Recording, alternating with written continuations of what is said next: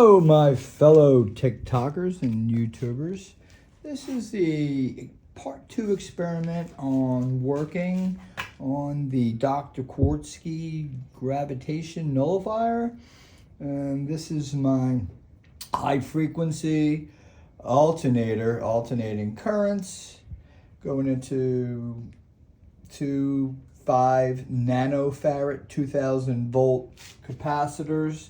I'm using this microwave capacitor as a resonator into the microwave. So the transformer and this capacitor are in resonance. So they will be bouncing back and forth and make that a resonance.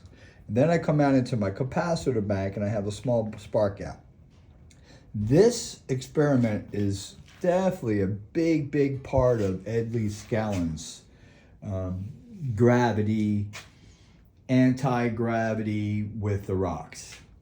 And we're talking about that coral rocks.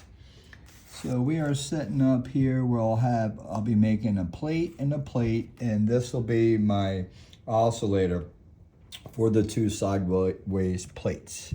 This crystal here will be in the middle. And what we're going to do with this, we are going to make this clear quartz crystal opaque.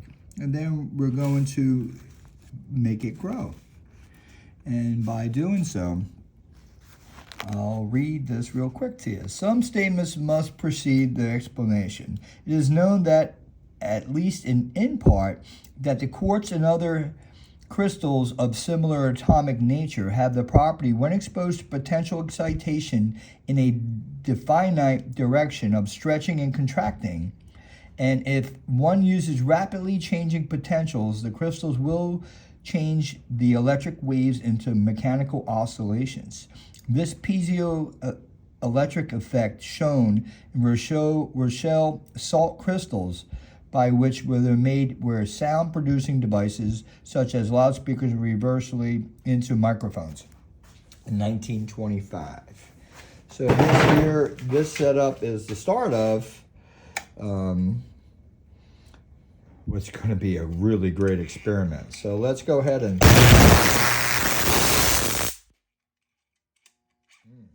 yeah, you can see how much I believe this is 2 amps. So this is nothing to be playing with. So this really won't be my spark gap. I will have a spark gap that will be like this. And this is the Electrical Experimenter 1916 and 1917 version. And I will be building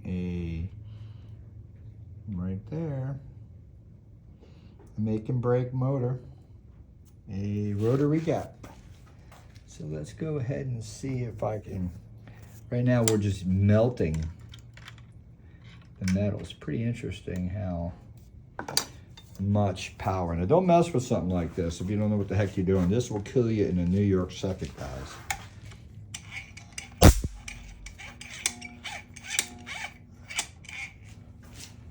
Let's see if we can make some sense out of this. It's only 2,000 volts. So what I'm going to probably do is build a voltage multiplier with some 2,000 volt diodes. And with that being said, I can double the voltage and make it 4,000, 6,000, 8,000, 10,000, 12,000, 14,000, 16,000. With 2 amps, lethal, baby, lethal.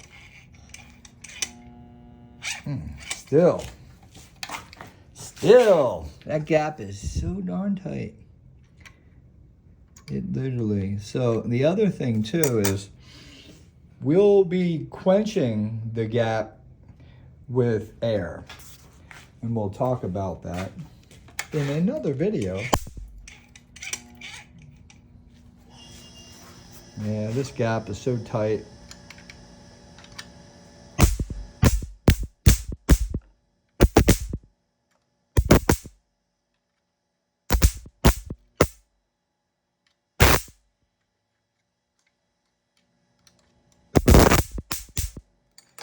get the voltage. I'm only using about 50 volts.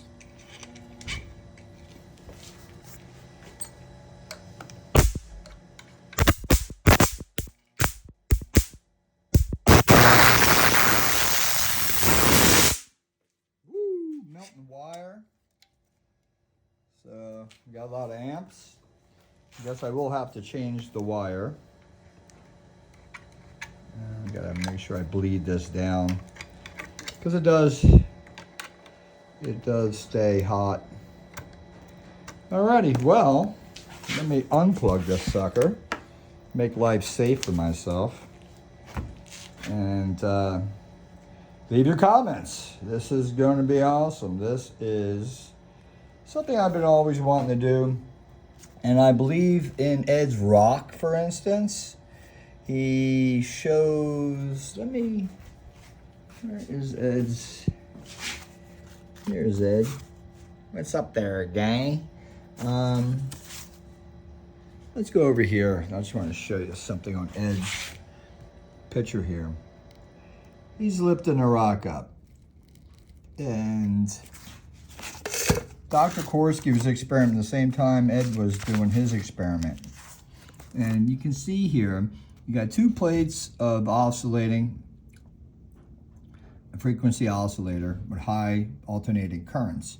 And then on top here you have a plate and another plate, and these two plates are electrostatic.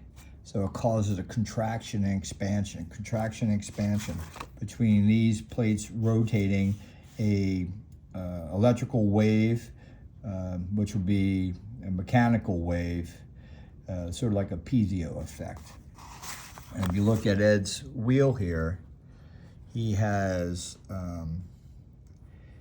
a chain going on that side, and he has a rod sticking in, and a rod sticking in over here. And he has the top box, which is the part that brings the radio signal in, which this is what it is, and becomes weightless. This is holding up 55 pounds from that quartz crystal. So we're going to replicate the system to see if we could make rocks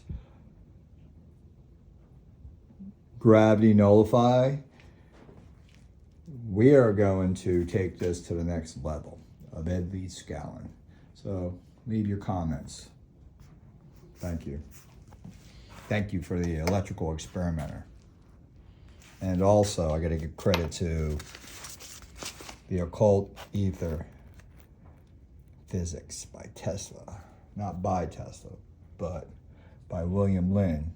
But this is an awesome, there's two versions of it. If you guys ever get your hands on it. Alrighty, leave your comments.